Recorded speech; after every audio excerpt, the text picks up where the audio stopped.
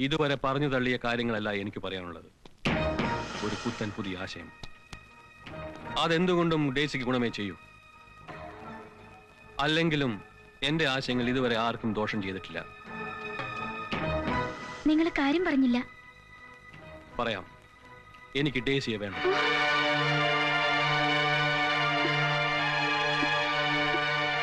ഒരു നവവധുവിനെ പോലെ അണിയിച്ചൊരുക്കുകയും ഡേസിയെ ഞാൻ എന്റെ വീട്ടിലേക്ക് കൊണ്ടുപോകും, ഭാര്യയായിട്ട്.